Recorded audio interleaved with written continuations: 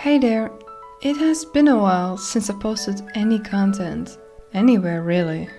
So I think I really do owe you all another tutorial before anything else. I am going to show you how I went from this to this. In this highly requested video, I will show you how I draw my stylized wolves and the things I do to prevent some really silly and annoying mistakes. This is part 2 of the tutorial series on how to draw stylized wolves. To keep it short, I'll be drawing a more simple version of the wolf's body in my style. And I will explain how to get the shapes right. It should improve your wolf art immediately. Oh, and thank you so much for all of these nice comments on the last video.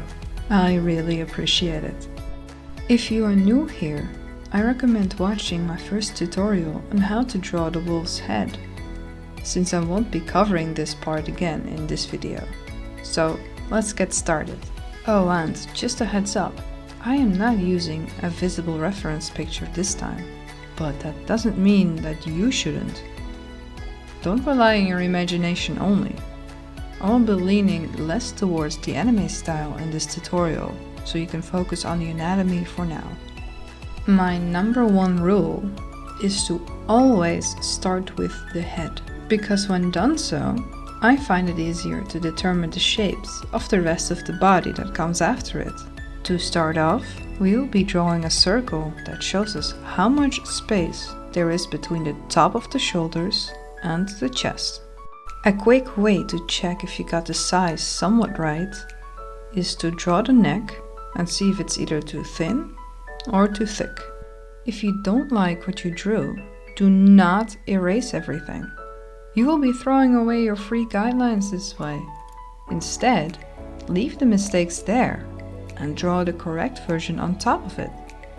This prevents you from making the same mistake again because you can't see it anymore.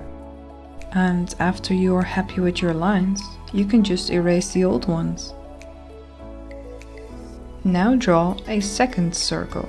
It should be slightly smaller, and you can connect the back to it. Drawing the circle too small is a common mistake, so take your time. If the circle isn't big enough, then in the end your chest area will pop out more, which will look unnatural in a bad way. It does not matter if it's not perfect, since this is just a guideline. We will erase it later. My second rule is to not start drawing the fur instantly. I know this is hard because we all love to make our wolf look pretty, but the basic shapes and lines are key in this part. If you want to get the anatomy right, you have to imagine drawing your wolf without the fur, because that will only get in the way, especially if it's stylized. This is why you draw an anime head of a human, without the haircut first. Now let's continue with the legs. Shoulders, legs and paws used to be my biggest nightmare, and to be honest, sometimes they still are. I drew a little reference on the side beforehand. I figured it would be nice for both of us to look at while we're drawing. I like to use an oval shape as a guide. It should end up a little below the chest. You will never draw legs the right way before you understand their structure. I used to draw them incorrectly, meaning I would leave out important parts like here. If you miss one of these points, they can't move the way they are supposed to. This goes for every animal.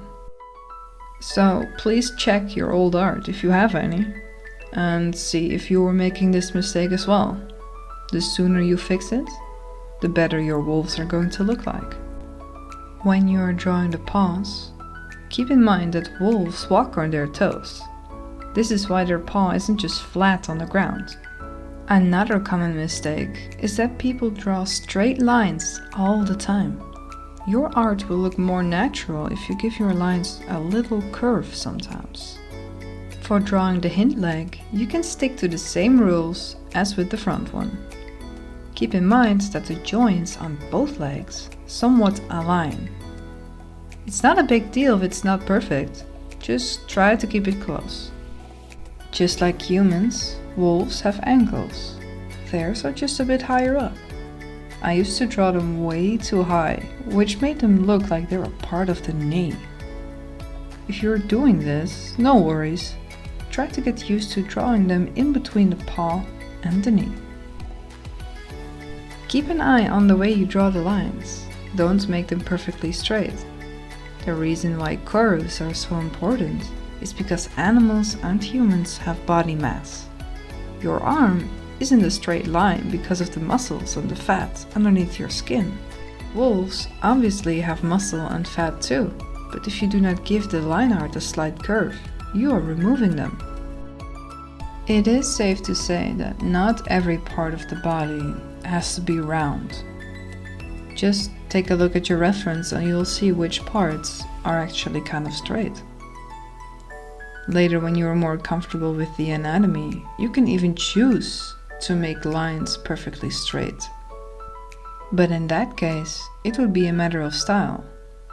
The last step to complete the basic shapes of the body is the tail. Here is where it really comes down to your own preferences. I usually draw them bigger and higher up. And most of the times the fur is also longer and more pointy. Just like you would see in anime. An actual wolf tail, however, looks like this. I am not going to stick with the basic wolf tail though. This is a stylized tutorial after all, even though I am not going too heavy on the anime side, like last time. When I draw a wolf tail, I tend to make it look more flexible.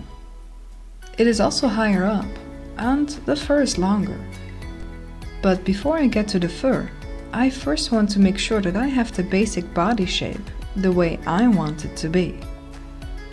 You can now add some more details on the stomach, to for example show the ribcage. And of course, I am not leaving out the part that most of us hate, which is the paws. It will be better to make a separate tutorial about this since a lot of people tend to have problems with drawing them. So in this video, I will just do a simple version. We've come to the last part of this tutorial, which is drawing the fur. I won't go too crazy with it as I find it more important to keep the general body shapes visible for this tutorial. When you are drawing fur, it is important to do it in groups. Not every part of the body needs to have lines of fur. If you overdo it, your wolf will look too messy and it will not give your eye a chance to rest. When you are drawing the lines, try to make them look different from each other and sometimes add a little curve into it.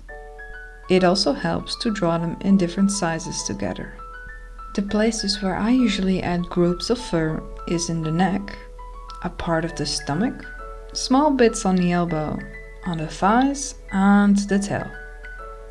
The other parts of the body usually go untouched.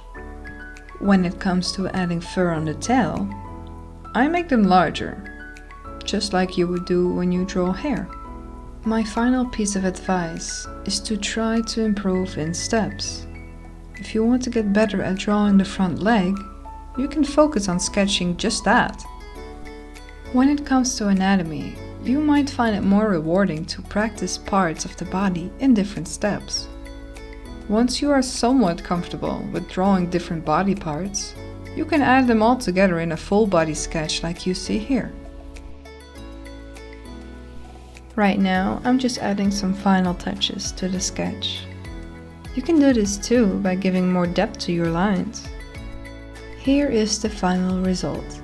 I've added the guidelines to it so you can see them once again. Keep in mind that it might take you several tries to draw it in the way that you like. I hope this tutorial was helpful for you. Feel free to let me know which one you would like in the future. Good luck drawing and thanks for watching.